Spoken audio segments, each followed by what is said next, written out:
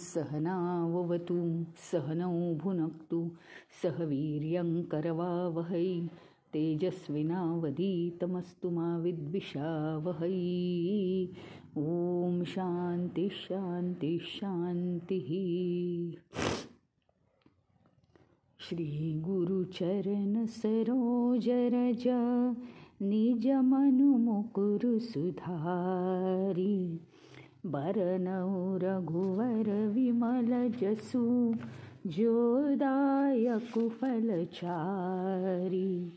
बुद्धिहीन तनु जानिके सुमिरौ पवन कुमार. बल बुद्धि विद्या देहु मोहि हरहु कलेस विकार. सियावर रामचंद्र की जय पवन सुत हनुमान की जय. उमापति महादेव की जय. बोलो भाई सब संतन की जय.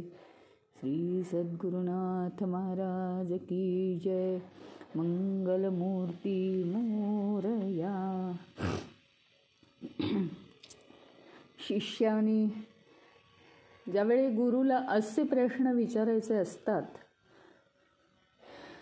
की ज्ञानासंबंधी, बाकीचे तर जीवनात गुरु खूपच असतात आपल्या, कोणत्याही बाबतीत विचारायचं काहीही, मग हे कसं करायचं, पूजा कशी करावी, आमकं कसं करावं, श्लोक कसे म्हणावे, किंवा आणखीन अनेक गोष्टी, व्यवहारातल्या सुद्धा अनेक गोष्टी शिकण्यासाठी गुरु जे असतात त्यांच्याकडून फक्त जस्ट एक समजावून घेतलं की झालं. पण आपण रामगीतेचा असा भाग बघतो आहोत की ज्या भागामध्ये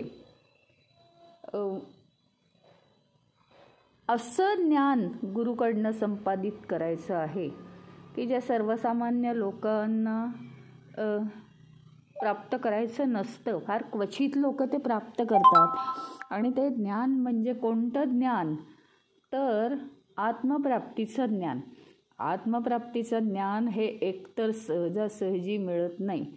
दुसरं म्हणजे आत्मप्राप्तीचं ज्ञान तुम्ही ज्या गुरुला मागताय त्याची पातळीसुद्धा खूप उंचावलेली असते की ह्या आत्मतत्वाचं सगळं जग ज्याच्या अधिकाराखाली चालतं तो परमात्मा कसा आहे, कसा जाणून घेता येईल, कसा अवगत करता येईल आणि आपल्याला त्याचा अनुभव ठाई ठाई कसा येईल हे जर जाणायचं असेल तर हे काही इथे नियम नाही सांगितलेले आहेत की अत्यंत नम्रपणा ठेवावा आणि तरच तुम्हाला ज्ञान मिळेल. काय पाटी नाही लावलेली अशी की तुम्ही हे करू नाही, विनम्रशीलता बाळगावी, असे नियम नाही सांगितलेले इथे. इथे हे आपल्याला समजावून सांगितलेलं आहे की मनाची काय अवस्था असली पाहिजे. म्हणजे आपली जी विनम्रतेची डेफिनेशन आहे त्याच्या कुठल्या कुठल्या पलीकडे इथे विनम्र भाव, म्हणजे मी म्हणजे काही नाहीच आहे अशी अवस्था आपल्याला जर प्राप्त होऊ शकली तरच गुरु देतो असं नाही, तरच हे ज्ञान आपल्याला प्राप्त होऊ शकतं. म्हणजे मनाची इतकी लीन अवस्था, अहंकार विरहित, अहंकार शून्य अवस्था आपल्याला आली पाहिजे. ती येण्यासाठी कसा असला पाहिजे शिष्य, तर शिष्य हा सेवक आहे आणि गुरु हा ईश्वर आहे. त्यामुळे आधी आपल्याला कशी प्रॅक्टिस करावी लागेल की ईश्वराशी आपण जेव्हा बोलतो, ईश्वराच्या जेव्हा मंदिरात जातो, त्या ईश्वरा मी तुझा सेवक आहे, मी आता काय बरं करू. आणि मग मनात जो जो विचारील, जे जे कर्म करायचं असेल ते कोणतीही कंप्लेंट न करता, अरे माझ्याच वाट्याला असं कसं आलं, असं न करता, हे ईश्वराने दिलेलं कर्म आहे, मला दिलेलं कर्म हा माझा प्रसाद आहे, आता प्रसाद समजून ते करायचं आहे. मग तिथे काही लॉजिक नाही, काही शास्त्र नाही की माझे हे काय प्रारब्ध आहे आणि मला असं भोगावं लागतं वगैरे, तसं नाही. आता हा विषय एकदम वेगळा आहे. आपल्याला जर आत्मतत्व प्राप्त करण्यासाठी असा उच्च गुरु मिळणार असेल, आपल्याला तेवढी इच्छाही असेल, तर त्यासाठी आपल्याला तयारी कशी करावी लागेल? अशा शिष्याच्या म्हणजे एरवी या व्यवहारातलं कोणतंही ज्ञान प्राप्त करायला अशी काही अवस्था लागत नाही मनाची. केवळ आपण काही विचारलं आणि कोणी आपल्याला सांगितलं हे असं असं करावं की आपल्याला त्याचं ज्ञान होतं, समजून जातं, फारसं कठीण नसतं. परंतु हे आत्मतत्वाचं ज्ञानच असं आहे की तिथे मन पूर्ण रिकामं करावं लागतं. रिकामं कशाने? नुसत्याच विचारांनी नाही, अहंकाराने सुद्धा रिकामं करायला लागतं. मीचं अस्तित्व काही आहे हे सुद्धा रिकामं करायला लागतं आणि पूर्णपणे समर्पित भाव ठेवावा लागतो आपल्याला, पूर्णपणे समर्पित. हा भाव मनामध्ये आला की मी म्हणजे काही नाहीच आहे, मी ईश्वराचा शिष्य आहे. तशी आपल्याला ईश्वराची सुद्धा बोलायची अशी सवय लागली की हे काम झालं, मी तुझा सेवक आहे, या कामाचा स्वीकार कर, पुढे काही अजून काम असेल तर सांग. अशा सेवकाच्या भावाने आपण वागायची सवय लावली तर गुरु पुढे सुद्धा असं शिष्य असायला पाहिजे की गुरु म्हणजे ईश्वरच आहे, इतकी प्रगाढ श्रद्धा हवी आणि तो आपल्याला हे ज्ञान प्राप्त करून देणार आहे. मग भले काहीही सांगो, कोणतीही शंका मनात येणार नाही. आणि असा भाव ठेवून जर गुरुकडनं ज्ञान ग्रहण केलं तरच ते ज्ञान प्राप्त होऊ शकतं. अहंकार शून्य पाहिजे आणि त्यातच खरी श्रद्धा येते आपल्याला. श्रद्धा जर पूर्णपणे असेल आणि अहंकारी भाव नसेल तरच आपण गुरुकडनं ज्ञान प्राप्त करून घेऊ शकतो. असा तत्वज्ञान जाणण्यास अतिशय योग्य असा योग्य मनोभाव असलेला शिष्य म्हणजे लक्ष्मण. आणि तर तो तितकीच किंबहुना त्याच्याही पेक्षा जास्तच म्हणजे संपूर्ण तिन्ही जगतांचे स्वामी प्रभू श्रीराम यांचं सामर्थ्य आहे. त्याच्यामुळे निश्चितच लक्ष्मणाचंही सामर्थ्य तसंच असणार. आणि मग लक्ष्मणाच्या मनात येतंय की अशा कोणत्या गोष्टी आहेत की ज्या समजावून घेतल्यावर, बाकी सगळ्या गोष्टी समजून घेतल्यानंतर परत काहीतरी आहेच समजावून घेण्याचं आणि परत असमाधान आहेच, परत मनामध्ये गोंधळ आहेच, परत सगळी दुःख आहेतच, अडचणी आहेतच. असं कोणतं ज्ञान आहे? त्याने लक्ष्मणाने प्रभू श्रीरामांना बघितलेलं आहे आपल्या समोर की कसे श्रीराम प्रभू वनात सुद्धा राहत आहेत, आत्मस्वरूपात एकदम आनंदी अशा भावामध्ये ते राहत आहेत. बघितलं असेल ना इतके दिवस, आणि त्याला तोच पेच पडलेला आहे की कोणत्याही परिस्थितीत न डगमगता फक्त वर्तमान काळात राहून आणि ते काम पूर्णपणे एकाग्रतेने करायचं. कित्येक राक्षसांना मारलं असेल, पण असं काही कधी लक्ष्मणाशी ते गप्पा मारताना दिसले नाहीत की आपण त्या राक्षसाला कसं मारलं होतं आणि तो किती सामर्थ्यवान होता, कशी हुशारी आपण केली होती. असल्या गप्पा कधी नाहीतच. फक्त वर्तमान काळात राहायचं, फक्त वर्तमान काळात आपण काय केलं पाहिजे एवढंच. आणि सीतेविषयी इतका विरह असताना सुद्धा ते पूर्णपणे आत्मस्वरूपात स्थित,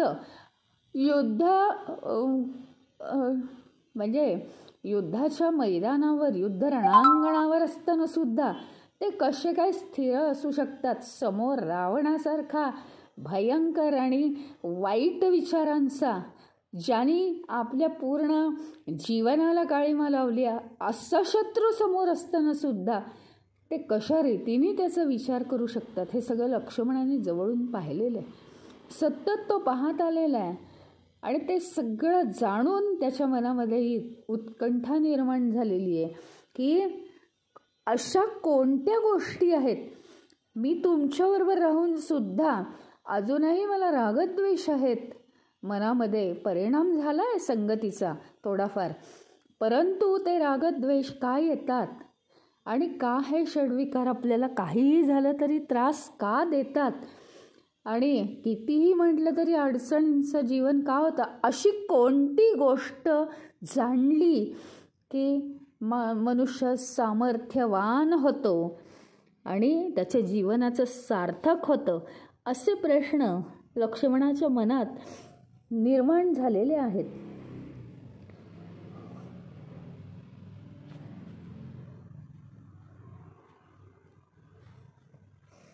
आणि आणखीन एक महत्त्वाची गोष्ट आहे, श्रीराम प्रभूंसारखा गुरु मिळाल्यावर कधीही एक सख्खा भाऊ आहे आणि मोठा भाऊ आहे, त्याच्या जीवनाचं जाऊ दे, पण आता आपल्यालाच का असं दुःख आलं आहे, आपण असे का वनात फिरतोय, असं लक्ष्मणाने सुद्धा कधीही गप्पा मारल्या नाहीत. महत्त्व असं आहे की प्रभू श्रीरामचंद्र तिन्ही जगांचा स्वामी आहे आणि इतकं अफाट सामर्थ्य आहे, त्या कोणत्या तरी एका ठराविक ज्ञानामुळे ते सामर्थ्य आहे त्यांच्यामध्ये. आणि त्याप्रमाणे गुरुजवळ जाताना यातनं एक मोठा लेसन आहे आपल्याला की अशा गुरुजवळ, ज्या गुरुकडे ज्ञान, आत्मतत्वाचं ज्ञान देण्याची क्षमता आहे, त्या गुरुकडे जाऊन व्यावहारिक अडचणी आणि हे असं आहे तसं आहे, मला हे असं दुःख आहे, मला असं होतं, मी असा आजारी आहे आणि माझं तसं झालं, माझे हे नातलग वारले, या गोष्टी कधीही गुरुकडे, अशा गुरुकडे जाऊन बोलू नयेत, कारण त्याची सोल्युशन्स त्याच्याकडे नसतात. जसं अध्यात्म आपल्याला कधीच व्यावहारिक जीवनाची सोल्युशन्स देत नाहीत. म्हणून फार व्यवहारातल्या गोष्टी विचारणं म्हणजे गुरुचं सुद्धा पातळी आपण खाली आणण्यासारखं आहे.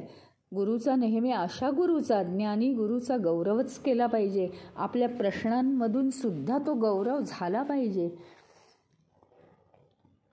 मोहि समझाऊ कहु सोई देवा, सबत जी करऊ चरण रज सेवा, कहु ज्ञान विराग अरु माया, कहु सो भगति करहु जय दाया, ईश्वर जीव भेद प्रभु सकल कहु समझाई, जाते होई चरण रति शोक मोह भ्रम जाय, सियावर रामचंद्र की जय, पवन सुत हनुमान की जय, उमापति महादेव की जय. काय म्हणतोय लक्ष्मण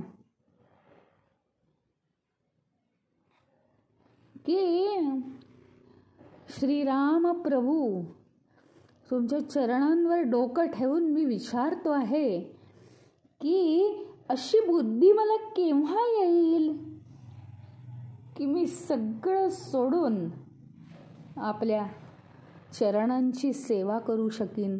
म्हणजे सगळं सोडून म्हणजे काय, तो आलेलाच आहे ना वनात, नाही का, आता तो वनात आलेलाच आहे, तर मग आता काय करायचं राहिलंय. पण हे कसलं वाक्य आहे, चरणांची सेवा आणि सगळं सोडून, ह्याच्यात खूपच अर्थ आहे भरलेला.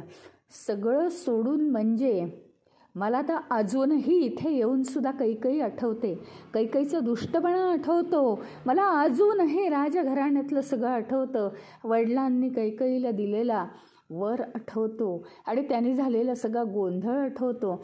मला ही कौसल्य मातेची तळमळ आठवते, सीतेचा झालेला छळ आपल्या इथे येण्यामुळे तो मला आठवतो. मला या गोष्टी सोडत नाही आहेत. आणि तुमच्या चेहऱ्याकडे पाहावं तर तुम्ही एवढे प्रशांत कसे दिसता. खरं म्हणजे हे सगळं तुमच्या बाबतीत घडलंय, पण मी तुमच्याबरोबर राहून अतिशय माझ्या जीवाची तळमळ होते. हे सगळं सोडून अशी माझी बुद्धी व्यवहारात न अडकता किंवा मायेमध्ये न अडकता, त्या बुद्धीला हे सामर्थ्य केव्हा येईल? आज मी किती वर्ष राहतोय तुमच्याबरोबर वनवासात, आणि मला या गोष्टीचं आश्चर्य वाटतं. आणि हे सगळं सोडून मी तुमच्या चरणांची सेवा कशी करू शकेन? याचा अर्थ तुमचे जे विचार आहेत, अशा कोणत्या कारणामुळे, कोणतं ज्ञान, कोणतं परमज्ञान प्राप्त झाल्यामुळे आज तुम्ही एवढे स्थिर आहात. स्थिर प्रवृत्ती ही कशी येईल? आणि अशा स्थिर प्रवृत्तीने मी जर तुमच्याबरोबर राहिलो तर ही खरी तुमच्या चरणांची सेवा होईल. म्हणजे माझ्यात अहंभाव आहे म्हणूनच हे सगळं होतंय ना. तो जाण्यासाठी असं जे अहंकाराचं बीज आहे, ते बीज कोणतं आहे हे कळल्याशिवाय का ते बीज आपल्याला जाळता येईल? आणि मग ते जाळण्याचे उपाय काय आहेत हे सगळं मला जाणून घ्यावंसं वाटतंय. आणि अशा भावाने लक्ष्मण आता विचारतोय,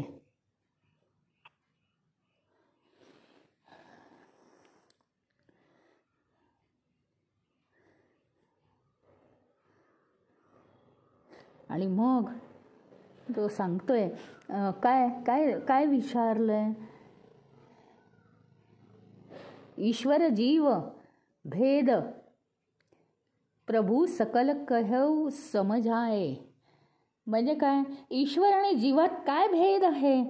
ईश्वर ईश्वर केव्हा होतो आणि जीव खालचा विचार कसा करतो आणि तो केव्हा हे होतो जीव म्हणून तो केव्हा जीवन जगू लागतो? किंवा आणखीन एक प्रश्न विचारलेला इथे, ज्ञान विराग माया कहू ज्ञान विराग माया. म्हणजे ज्ञान वैराग्य माया हे मी ऐकतोय, पण त्याचा अर्थ काय मला नाही समजत आहे. ते जर समजलं तर कुठल्या कुठे माझं जीवन हे होईल, सार्थकी लागेल. या सगळ्याचं मला तुम्ही निरूपण करा.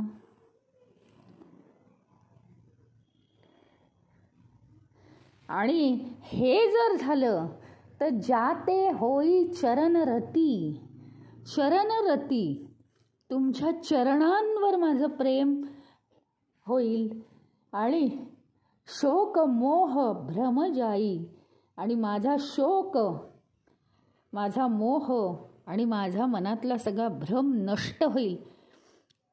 अनेक प्रश्न मला पडलेले असतात, असंच का झालं आपल्या जीवनाच्या बाबतीत, तसंच का झालं, असे अनेक लक्ष्मणाला पडलेले प्रश्न त्यांनी विचारलेत.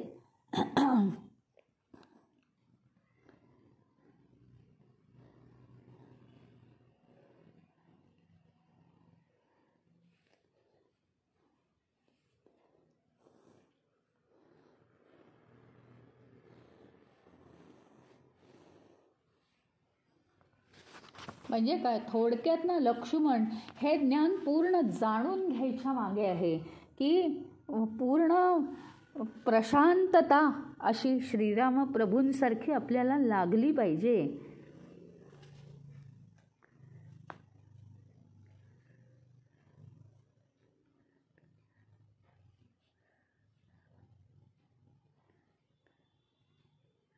आता काय आहे, सर्वसाधारणतः बघा, शाळेत जे शिकवतात किंवा महाविद्यालयात शिकवतात अशांना ज्ञानी म्हणतात, आपल्याला हे माहिती आहे. पण ते कसे ज्ञानी असतात वगैरे त्याचेही अनुभव आपल्याला येतात.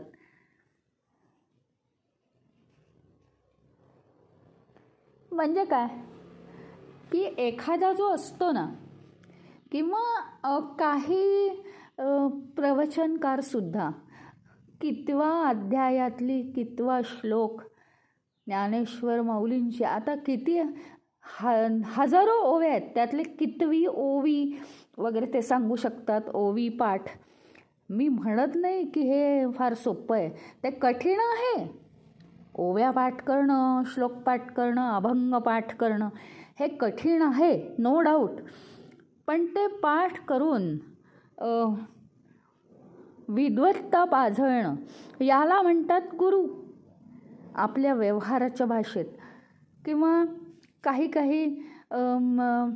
पॅरेग्राफ्स ते महाविद्यालयांमध्ये मुलांना म्हणून दाखवतात, त्याला म्हणायचं गुरु, कारण त्यांची विद्वत्ता असते ती. हे सगळं काय आहे? शाब्दिक ज्ञान आहे.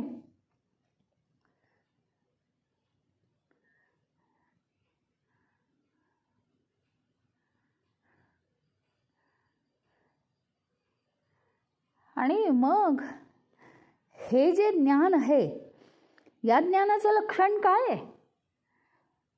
काय लक्षण आहे?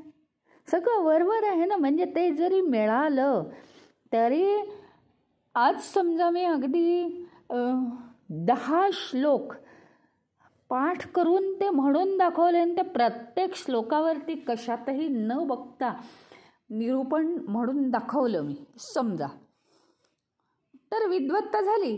मला खूप आनंद झाला. वा वा वा, मी काय सांगू शकते. आता ह्यानी मला काय मिळालेलं आहे? मला अंतिम ज्ञान मिळालं आहे का? हे होतच नाही आहे प्रत्येक, म्हणजे कित्येक. बाकीच्या तर सगळ्याच गोष्टी राहू दे. म्हणजे काय आहे आजकाल, कुणाला कॉम्प्युटरचं, अतिशय लहान वयात मुलांना मोबाईलचं ज्ञान, इतकं मुलांना मोबाईलचं ज्ञान आहे की PhD एखाद्याला सुद्धा ज्ञान कमी असेल, इतके ते बारीक सारीक आपल्याला सांगू शकतात. मग त्यांनी या गोष्टींनी आपल्याला किंवा मुलांना काय, किंवा ज्याला ते खूप उच्च प्रतीचं ज्ञान आहे व्यावहारिक भाषेतलं, त्याला आनंद येतोय का? येतोय. तो तेवढ्यापुरता आहे. त्याला पुढे काही फेस करावं लागतंय का? लागतंय. जीवनातलं काहीच संपलेलं नाही आहे. पण ज्यावेळी आता तुम्ही म्हणाल मग ह्याच्या विरुद्ध, म्हणजे जो आत्मप्राप्ती झालेला मनुष्य आहे त्याला काय फेस करायला लागत नाही आहे का? किंवा त्याच्या जीवनामध्ये दुःख येत नाही आहेत का? येत आहेत. दुःख दुःखाच्या ठिकाणी आहेत, अडचणी अडचणीच्या ठिकाणी आहे, आणि तो त्याच्या ठिकाणी आहे. ह्याचा अर्थ काय की व्यवहाराच्या भाषेमध्ये जी दुःख आपल्याला होतात, अज्ञानी माणसाला, थोडक्यात ज्याला आत्मप्राप्तीचं ज्ञान नाही आहे त्याला जी दुःख येतात, त्याच्या मनाची स्थिती ही काय असते? तो ती दुःख अंगावर घेतो. ते मन ती दुःख सगळी ओढून घेतं आणि मनाला झालेलं दुःख शेवटी शरीरावर सुद्धा उतरू शकतं आणि एखादा आजार पण येण्याची वेळ येऊ शकते. मग हे ज्ञानाचा अभाव असल्यामुळे हे होतं. म्हणजे तो मोहमायेत गुंततो आणि तो दुःखांचा उपभोग घेतो, म्हणून त्याला त्रास होतो. आता ही दुःख सगळ्यांच्या वाट्याला आहेत. सुख दुःख हे चक्र ज्या देह असलेल्या मानवाला ते आहेच, म्हणजे ते कुठेच चुकलेलं नाही. परंतु ज्याला हा आत्मसाक्षात्कार किंवा आत्मज्ञान झालेलं आहे, तो त्याच्यापासून अलिप्त असल्यामुळे ती दुःख एकीकडे चालू असतात आणि त्याच्यावर काहीही परिणाम होत नाही. आलेलं दुःख येतं आणि ते निघून जातं. ही ती स्थिती आल्याशिवाय आपल्याला कळणार नाही आहे. तर त्यांनी हीच उदाहरणं तेवढ्यासाठी सांगितलेली आहेत की साध्या जीवनात आपले गुरु खूप असतात, पण ते गुरु आपल्याला शिकवतात आणि त्या गुरूंनाही वाटतं आपण केवढे विद्वान आहोत, पण तो जो आनंद असतो तो त्या काळापुरता असतो आणि परत एखादं दुःख आलं की ते अगदी कोमेजून जातात. पण मग त्यांना ते भोग प्रत्येकाला भोगावे लागतात. पण जो भोगतो तो अज्ञानी, आणि भोग असतात पण जो भोगत नाही तो ज्ञानी. भोग असतात, ते येतात आणि निघून जातात.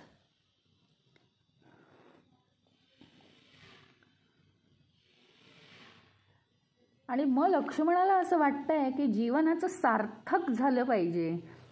नुसते सगळे प्रकारची ज्ञानं घेऊन आणि काय राक्षसांना कसं मारायचं, आणि अतिशय खोवीने ते मारतायत, पण त्यात त्यांना काहीच वाटत नाही.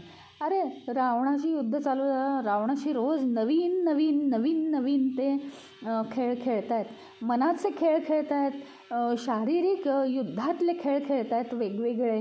प्रत्येक वेळी कोणाला कसं जवळ करायचं, कोणाला आपलंसं करायचं, काय त्यांचं म्हणजे कोणाला मानसिक हे करायचं आपले. पण इतकं करून सुद्धा त्यांना काही गर्व नाही आहे अजिबात. जे करायचं ते करून ते मोकळे झालेले. जीवनात तुमच्या आमच्यापेक्षा कितीतरी खटपटी आणि कितीतरी नवीन शोध लावून ते प्रॉब्लेम प्रभू श्री रामचंद्रांनी सोडवलेले.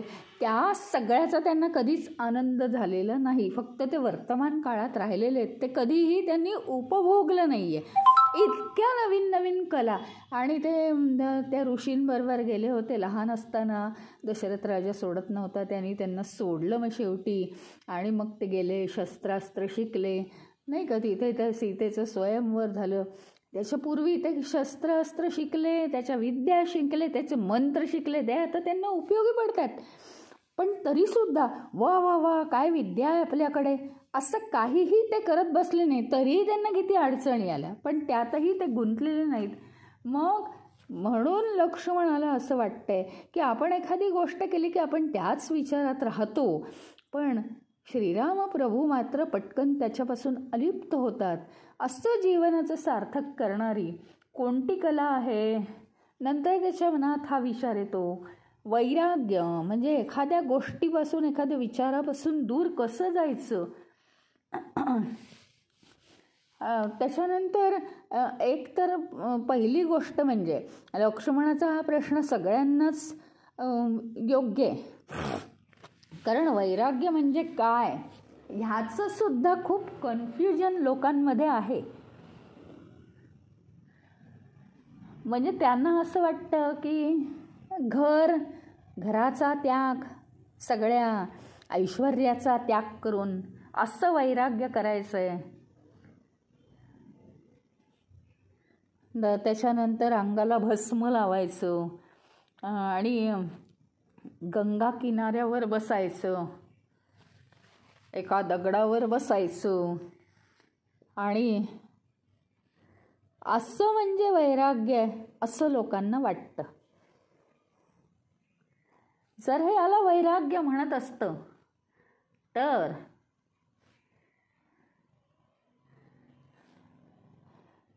त्या वैराग्याला लोकांनी घाबरणं हे साहजिक आहे. कारण हे सर्वसाधारण लोकांना जमेल का असं करणं, घाबरण्यासारखंच आहे ना. कुठे दगडावर रातोरात जंगलात, कुठे गंगा तीरावर जाऊन बसायचं. पूर्वी का जाऊन बसत माहिती आहे का, एक तर लोकही तेवढे शुद्ध होते, कोणी हातही लावणार नाही त्यांना. फक्त जंगलातल्या प्राण्यांपासून त्यांना धोका होता, तेही ते कसे स्वतःचं संरक्षण करायचे. सत्याची कास धरली की कोणी आपल्याला हात लावू शकत नाही. एवढा आहे का आपल्यामध्ये. आणि याला जर वैराग्य म्हणत असतील तर लोकांनी घाबरणं त्याला जरूर आहे. म्हणजे इतकं कठीण वैराग्य हे नाहीच आहे. लोकांमध्ये खूप गोंधळ आहे मनामध्ये वैराग्याबद्दल. जर सगळ्याचा त्याग करून उन्हाळ्याची उष्णता, नंतर थंडीची लाट, पावसाचा वर्षाव हे सहन करणं, हे वैराग्य आहे का.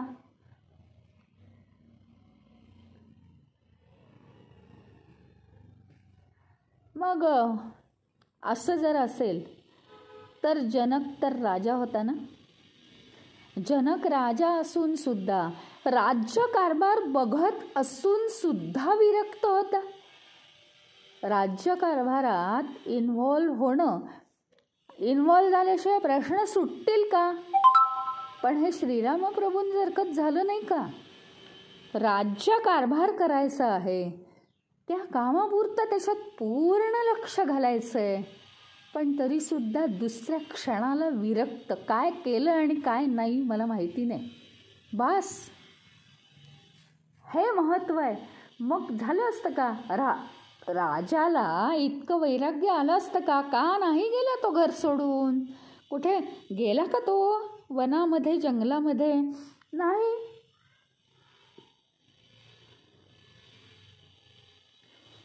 ज्यावेळी जनक राजाबरोबर, आता अष्टवक्रांपासून त्यांनी ज्ञान घेतलेलं आहे जनक राजाने. राजा जरी असला तरी अधूनमधून, आणि आपल्याला माहिती आहे की श्रीराम प्रभू काय, दशरथ राजा काय, राजे होते हे, परंतु वसिष्ठांसारखे गुरु, असे गुरु हे कायम त्यांच्याबरोबर असायचे. मंत्रीसुद्धा हे गुरुच होते. म्हणजे ज्ञानप्राप्ती केलेले सगळे गुरु हेच मंत्री होते. त्याचं कारण आहे ते सत्ययुग होतं, आणि त्या सत्ययुगामध्ये असेच मंत्री की जे सद्गुरू असतील, ज्ञान देणारे गुरु असतील, की राजा त्याच्या परीने राज्य चालवतोय, व्यवहार करतोय, पण ते सगळं कसं पाहिजे, ईश्वराच्या भूमिकेतून राज्य झालं पाहिजे, अशी इच्छा असल्यामुळे, परमेश्वराचीच ही इच्छा. तसंच जनकराजाच्या पदरीसुद्धा असे अष्टावक्र नावाचे गुरु, 8 ठिकाणी वक्र अंग होतं त्यांचं, असे गुरु त्याला लाभले होते. आणि त्यावेळी त्या राजवाड्यामध्ये अनेक लोक येत असत, संन्यासी येत असत त्या जनकराजाबरोबर अष्टावक्रांकडून ज्ञान घेण्यासाठी.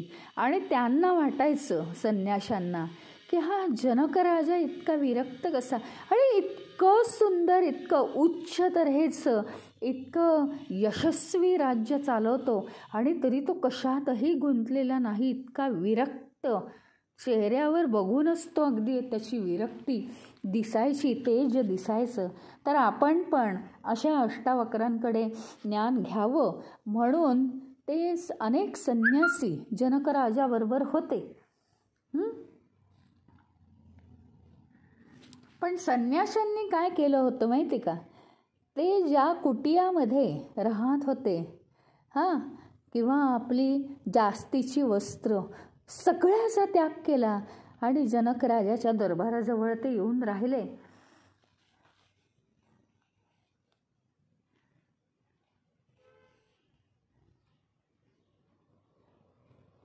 आणि मग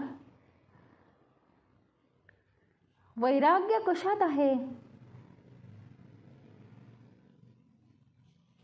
तर वैराग्य कशात आहे, पुढे त्यांना ते सगळं सोडून येऊन राहिले. तर त्यांना तिथे गेल्यावर काळजी वाटायला लागली की आपली वस्त्र आणि आपल्या कुटियाचं काय होईल, आपण बरेच दिवस इथे आलेलो आहोत, अजून आपल्याला ज्ञान होत नाही.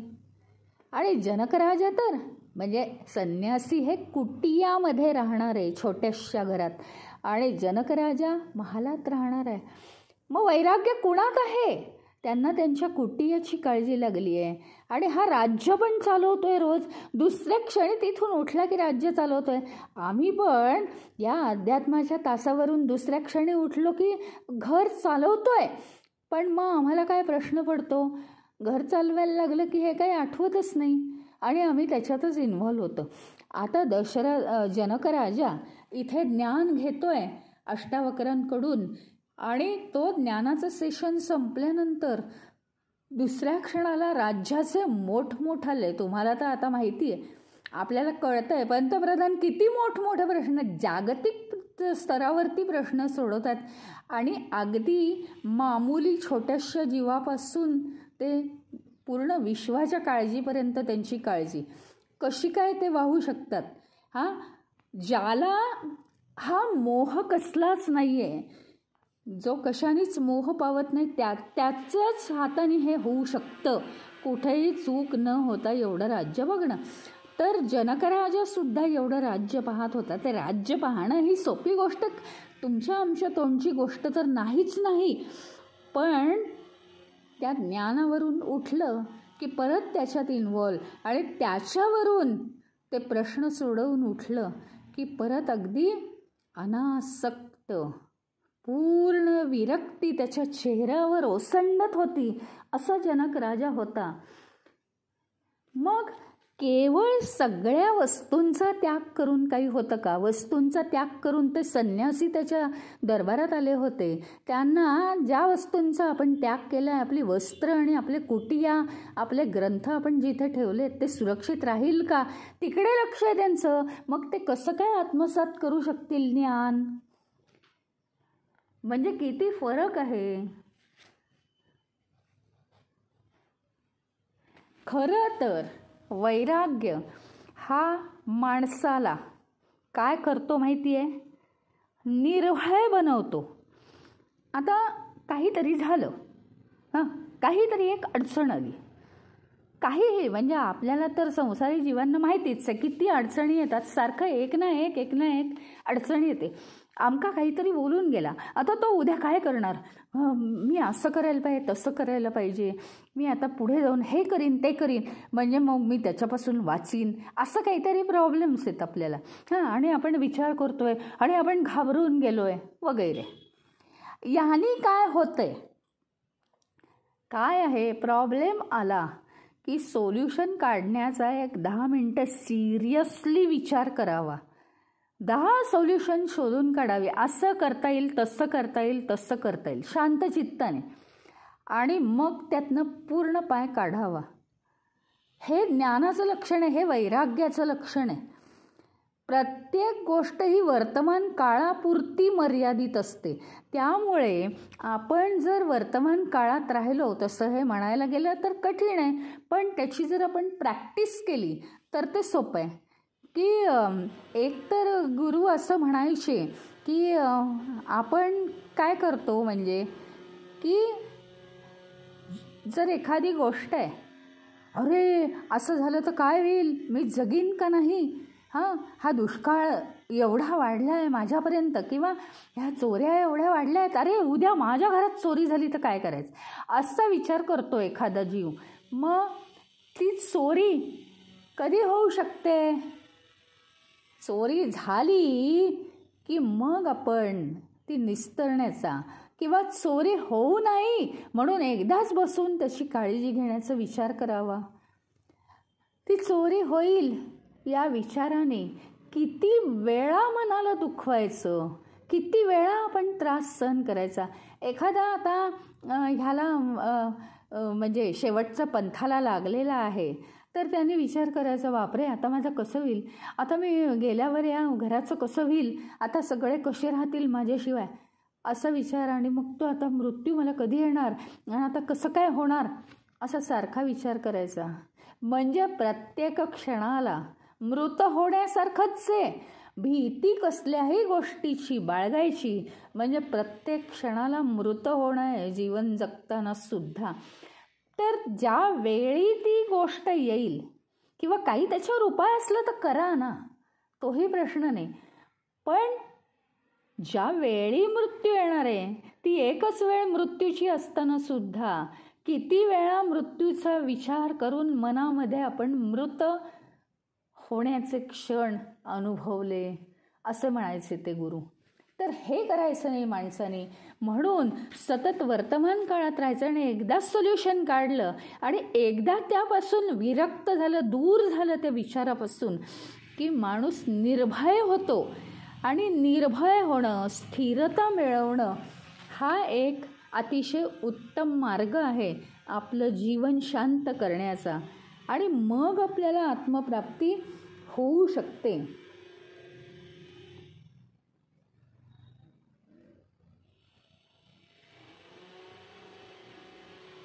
नंतर लक्ष्मणाने माया या विषयावर प्रश्न विचारलेला आहे.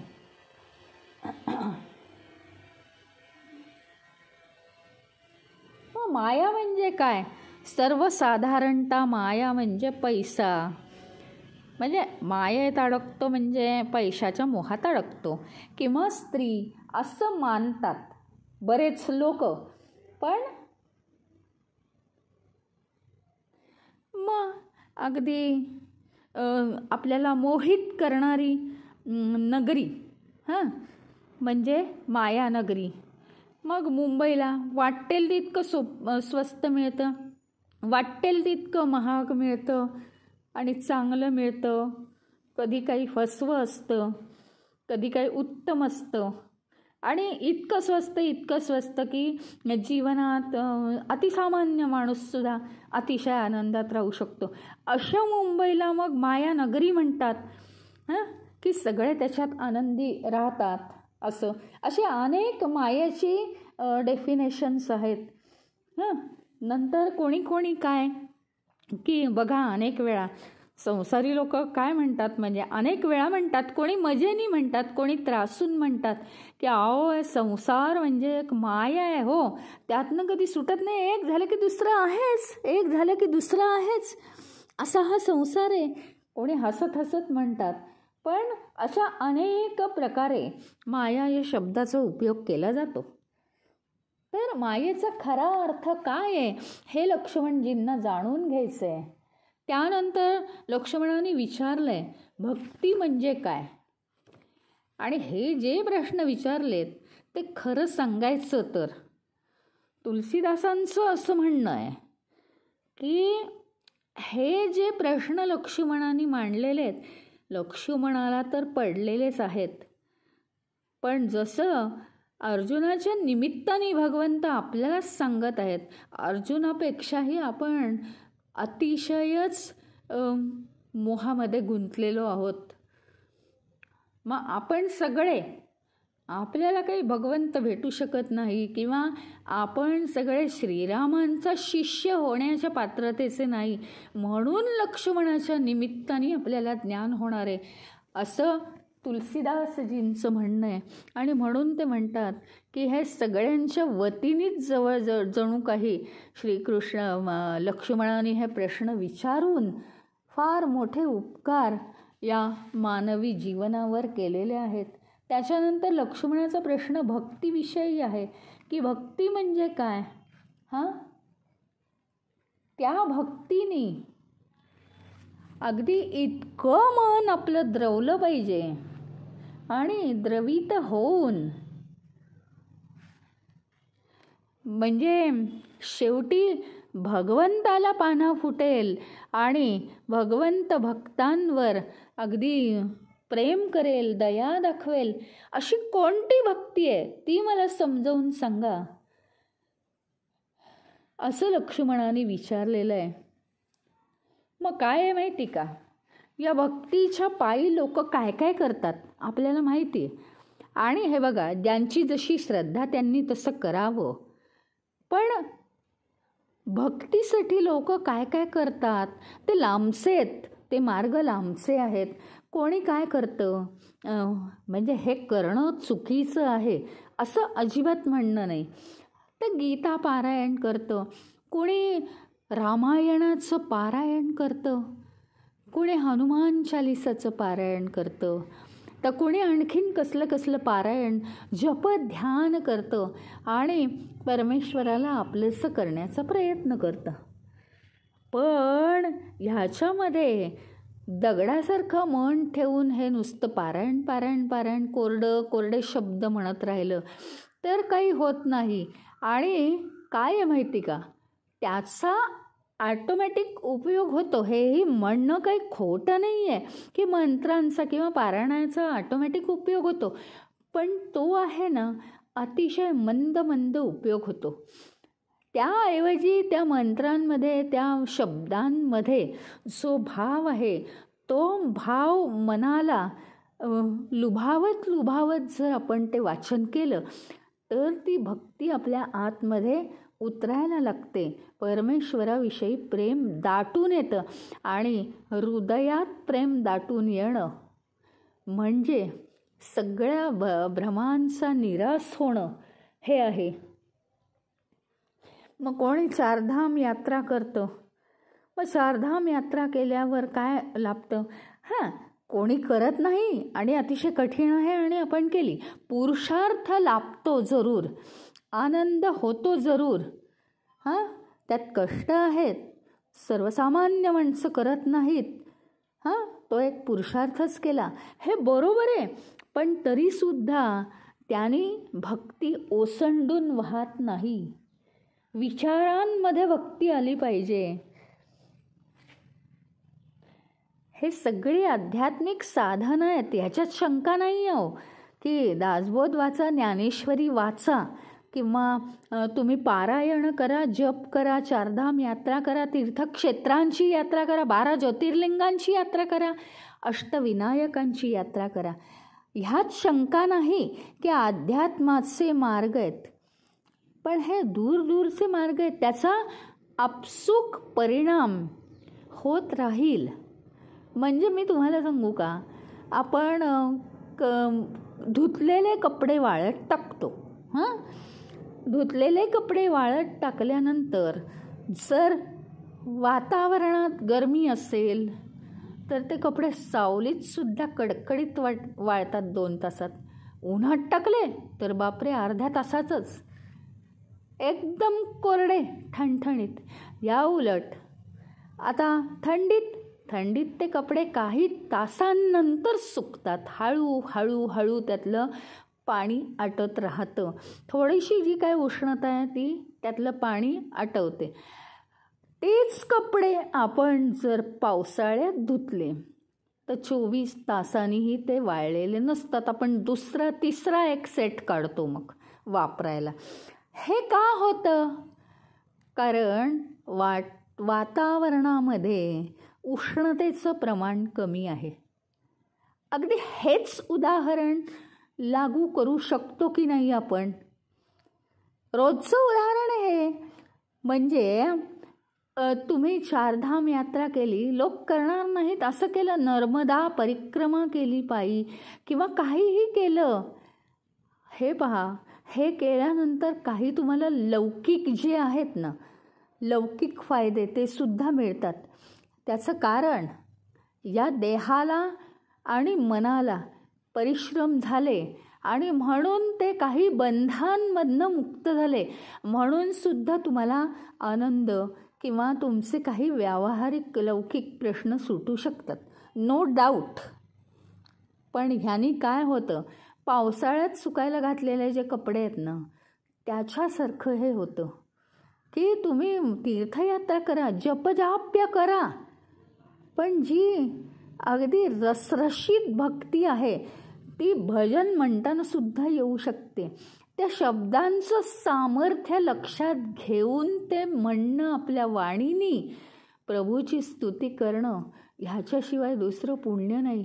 आणि परमेश्वराच्या जवळ जाणं, त्यावेळी आपल्या हृदयीचे बोल परमेश्वराच्या हृदयी पोहोचतात आणि तेव्हाच तो आपला होतो. पण ह्याच्यासाठी आपल्याला काय करावं लागणार आहे? जवळात जवळची, ईश्वराला जवळ करणारी अशी भक्ती आहे. केवळ डायरेक्ट उन्हात कपडे वाळत टाकायचे, ते सुकतात. आपलं जे ध्येय आहे ईश्वराला आपलं असं करणं, डायरेक्ट भक्ती करायची, हे त्यांनी सांगितलं आहे. आणि त्याच्यासाठी ही जर अशी भक्ती, म्हणजे कशी भक्ती केली पाहिजे हे जर जाणायचं असेल तर आपल्याला मार्गदर्शन करावं श्रीरामांनी. आज भक्ती आहे आणि उद्या नाही, काम झालं नाही म्हणून माझी भक्ती संपली, आता मी नाही पूजा करत, मला काही रस नाही वाटत त्याच्यात, आपली काही कामच होत नाहीत, मला काय तेवढंच काम आहे भक्ती करायचं, असं जर असेल तर ती खरी भक्ती नव्हे. एवढं नुसतं जाईन मग मी तीर्थक्षेत्राला पुढच्या वर्षी आणि मग तेव्हा भक्ती करीन, आत्ता मला काय व्यवहार करायचा आहे, मला कामं आहेत, माझी कर्तव्य आहेत, या भक्तीला काही म्हणता येणार नाही. खरं खरं मनात प्रेम पाहिजे. ज्या भक्तीनी ज्या आपल्या मानसिक भावनांनी परमेश्वर द्रवित होईल ती भक्ती, आणि तो परमेश्वर द्रवित होऊन आपल्यावर कृपा प्रसाद याचा वर्षाव करेल, त्याला खरी भक्ती म्हणायचं. आणि खऱ्या अर्थाने आपल्या जीवनातल्या चिंता नष्ट होतील. म्हणजे काय होईल? चिंतांची जी कारणं आहेत ती तशीच राहतील. चिंता वाटली तरी ती वाटेल ना क्षणभर, पण ते मला नाही येत ना चिंता. आता काय आहे माहिती का, शेजाऱ्यांना बरं नाही आहे, मग त्यांना कसं बरं वाटेल, एक क्षणभर मला चिंता वाटते, अहो पण ती त्यांची चिंता आहे ना, मग मला ती थोड्या वेळ वाटते, मग मी परत माझ्या कामामध्ये व्यग्र होते. आता तसं आहे ह्या भक्ती करणाऱ्याचं, असं आहे की एकदा परमेश्वर त्याच्यावर द्रवित झाला की मग काय आहे, काही शिल्लकच नाही आहे. त्याला चिंता वाटते, पण तो म्हणतोय शरीर आणि मनाचा प्रश्न आहे, ते सोडवतील ना, त्यांची चिंता आहे, आपल्याला काय करायचं. असं होतं, तो अलिप्त होतो त्याच्या चिंतेपासनं. काही काळ तो विचार करेल, आपण नाही का शेजाऱ्यांच्या चिंतेचा काही काळ विचार करतो, त्यांची त्यांनाच सोडवायची आहे, नंतर आपण काहीच करून उपयोग नाही आहे त्याचा. तसा हा मनुष्य अलिप्त होतो.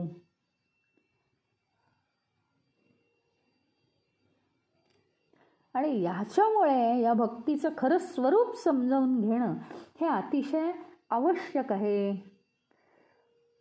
जीव आणि ईश्वर भेद काय आहे हे जर आपल्याला समजलं तर आपण जीव का आहोत, आपण ईश्वर का नाही आहोत, ईश्वर हा ईश्वर का आहे, कोणत्या कारणांमुळे, कोणत्या गुणांमुळे त्याच्यात विरक्त वृत्ती आहे. शिवजींचं आपण ऐकतोच आहोत रोज, किती विरक्त वृत्ती आहे. आणि प्रत्येकाला ते त्याचा अहंकार घालव, कुठे काय कर, प्रत्येकाला करतात, पण कुणाबद्दल द्वेष नाही, कुणाबद्दल अति आपलेपणा नाही. हा सगळा जर भेद लक्ष्मणजींनी विचारलाय, जीव ईश्वर भेद सकल समजावू, सगळं मला समजावून सांगा.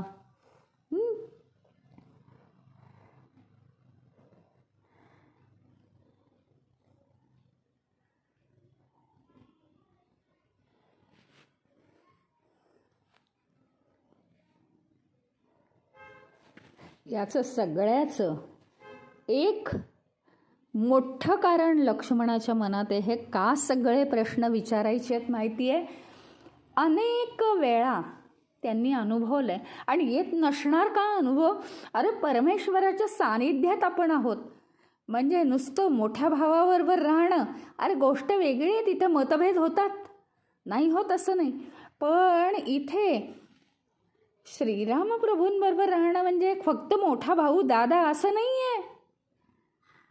तर परमेश्वराबरोबर राहिल्यावर बाकी काहीही जरी ज्ञान असलं नाही तरी आपल्याला हे समजत नाही का, माझं स्वरूप जर सत्यस्वरूप आहे, परमेश्वर स्वरूप आहे, त्या ईश्वराच्या सानिध्यात मी आहे, एवढं तर माणसाला समजू शकतं का नाही.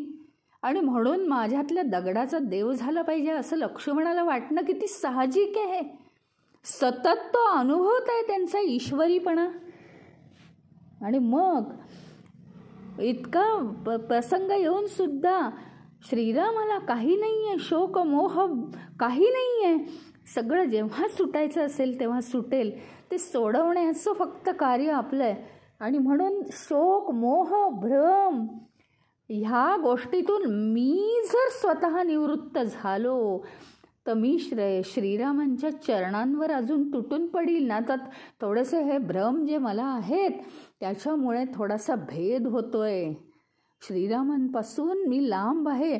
इतकी मोठी पात्रता असलेले श्रीराम प्रभू, त्यांची मी जणू काही सेवा करायला कमी पडतोय की काय माझ्या या मनातल्या विकारांमुळे, असं लक्ष्मणाच्या मनात येतंय. संसारातून, संसारी विचारांपासून आणि षड्विकार जे संसाराला मायेला जोडलेले आहेत त्याच्यापासून अलिप्त व्हायला हवंय.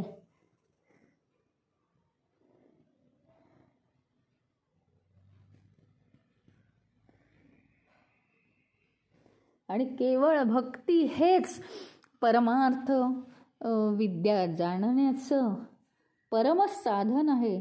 जाते होई चरणरती शोक मोह भ्रम जाई. म्हणजे जर तुमच्या चरणांची रती म्हणजे आवड माझ्या मनात उत्पन्न झाली तर शोक, मोह, भ्रम सगळे निघून जातील. तुम्ही ईश्वर आहात, परम ईश्वर आहात, तीनही जगतांचे स्वामी आहात. आणि म्हणूनच मला हे विचारावंसं वाटतं. अशा भूमिकेतून लक्ष्मण विचारत आहे. तर पुढच्या वेळेस हा थोडासा भाग पाहून आता श्रीराम प्रभू आपल्याला लक्ष्मणाच्या प्रश्नांची उत्तरं देणार आहेत. तो महत्त्वाचा भाग आपल्याला ऐकायचा आहे. लक्ष्मणाने कोणत्या भूमिकेतून हे प्रश्न विचारले आहेत. मला ज्ञान हवंय, मला जरा माया म्हणजे काय हे सांगा बरं. म्हणजे पुन्हा विद्वत्ताच झाली. मला हे भ्रम कसे होतात सांगा बरं, मग मी ते भ्रम घालवीन, म्हणजे मी 4 चौघांपेक्षा वेगळा होईन. असं नाही आहे. लक्ष्मणाचं म्हणणं किती परमश्रेष्ठ आहे की श्रीराम प्रभू हे तीनही जगांचे स्वामी आहेत आणि त्यांच्या चरणांवर राहून सेवा करायला मी काहीतरी कमी पडतोय. नुसतीच शारीरिक मानसिक सेवा नकोय मला. त्यांचं प्रभुत्व, प्रभूपणा, ईश्वरत्व हे काय आहे हे 24 तास त्यांच्याबरोबर राहून तो जाणतोय. फक्त बाकीच्यांना ते सामान्य रूपात दिसत आहेत श्रीराम. आणि म्हणून आजही श्रीरामायणावर अनेक चर्चावाद असतात की कुठे श्रीरामांचं चुकलं आणि कुठे कोणाचं चुकलं आणि कुठे कोणाचं काय झालं. परंतु श्रीराम हे कसे प्रभू आहेत, परमप्रभू आहेत, हे फक्त लक्ष्मण अत्यंतिकतेने अनुभवतोय. आणि खरोखरच मी म्हणते की सगळ्यांपेक्षा लक्ष्मणाचं भाग्य महाथोर आहे.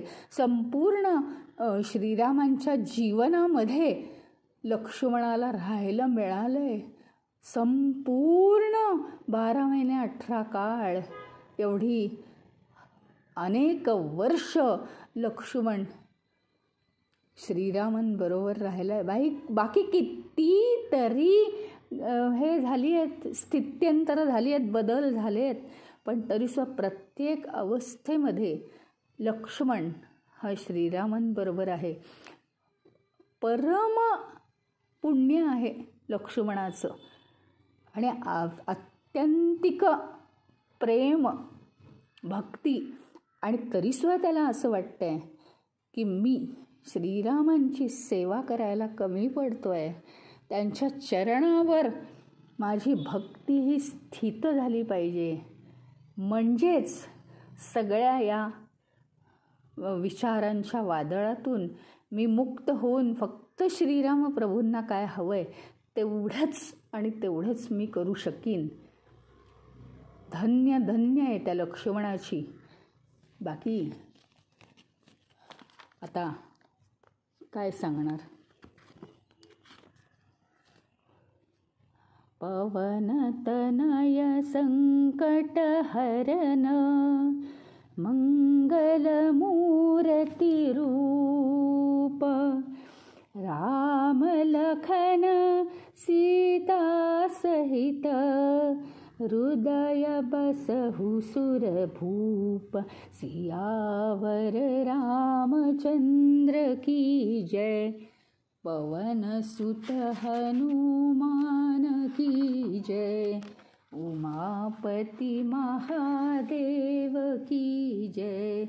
बोलो भाई सब संतन की जय. श्री सद्गुरुनाथ महाराज की जय. मंगलमूर्ती मोरया. ओम.